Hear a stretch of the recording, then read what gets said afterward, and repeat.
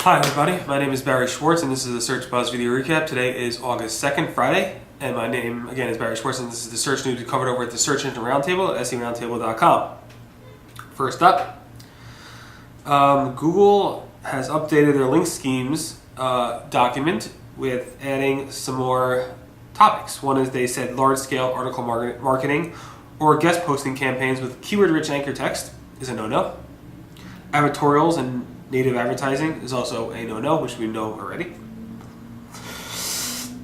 And links with optimized anchor text in articles or press releases distributed on other sites is also a no-no.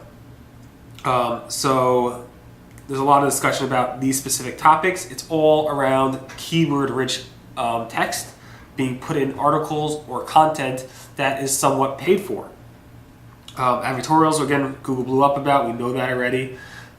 We also know that article marketing, guest posting has been something that Google's been going after, but specifically press releases is one of those news topics, which I covered next in my other post, talking about how Google specifically talks about links in press releases. So I quizzed, or I asked John Mueller, Google's webmaster trends analyst, questions specifically around this press release topic, and my questions were in a lot of detail, but basically, John basically said that you should treat press releases as advertisements, as paid links, and you should no-follow them. He wasn't so strong about just having a URL with that's being no-follow, like at the end of the press release having www.seroundtable.com.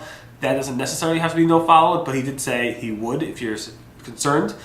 But any optimized anchor text, like wedding flowers or blue widget, anything that's optimized in the article as text linking to a web page that you're paying for through a press release, should definitely be no-followed according to Google and John Mueller. Next up, we think there might have been some type of weekend update last weekend from Google. There was a lot of chatter over the forums as well as through some of the monitoring tools.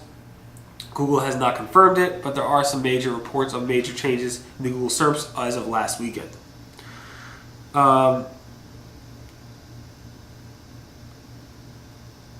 This is an interesting topic I covered. Basically, after Google penalizes your site, often what webmasters complain about, the ones that were penalized, is not that their rankings have dropped. That's one thing. Of course, they complain about that. But people are stealing their content, and their content that they wrote and spent their time writing this content, unique content, is now in Google, but ranking on a different website. Somebody who stole your content is now ranking in place of you because you got a penalty. The site that wasn't penalized is stealing your content, and it's ranking above you because you have a penalty. So that's one of the major complaints I see about sites, and obviously the scraper algorithm is not taking those and knocking those off. But at the same time, you have a penalty, so that's why your site is not ranking for its own content. At the same time, it's kind of like a hit the guy while he's down type of thing, where his content is ranking on someone else's website. Google's Matt Cutts talked about using CCTLDs, country level, top level domains, and how you should use them. And Matt Cutts basically said, do not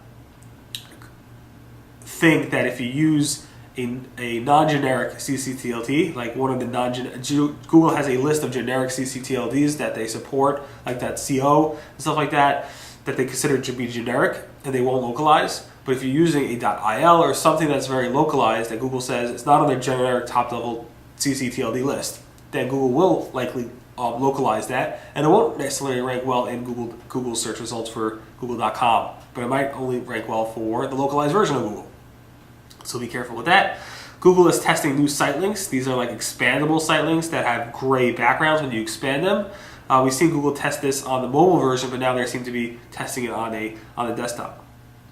Google has finally added at least a beta version of responsive design ad units for AdSense.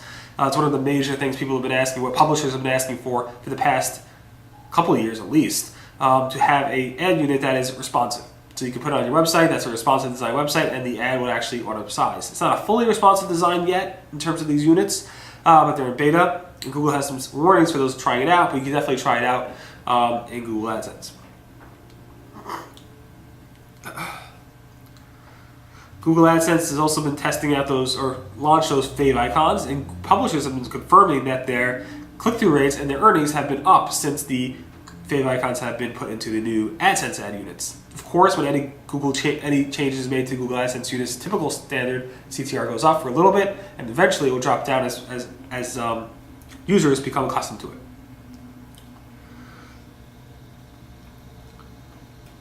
Google is warning that their AdWords quality score reporting will be changing soon.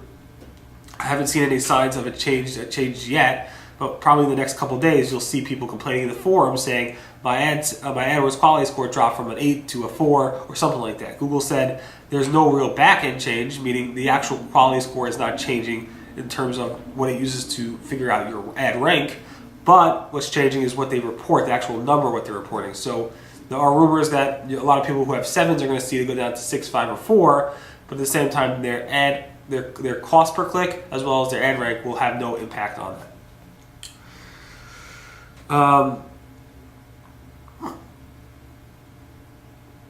And finally, there was a Google logo yesterday for Maria Michelle, who was the first female astronomer. Basically, she was born in She was born on August 1st, 1818 in Nantucket.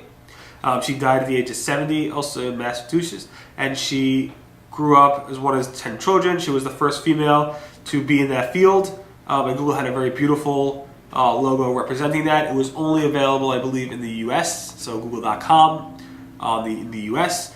That was live yesterday. That's it. Anyway, so thanks so much for listening to the Search Buzz Video Crap. It was pretty quick and short week. There was some major news like the link schemes update, press releases topic, and some possible Google updates, but outside of that it was a fairly slow week, which it is normally in the summer. Anyway, everyone have a great weekend. Thanks so much for listening to the Search Buzz Video Recap. Today again is, I believe, August 2nd, and this is the search news we covered over at the Search Engine Roundtable at SEOroundtable.com. My name again is Barry Schwartz, and have a great weekend. Bye.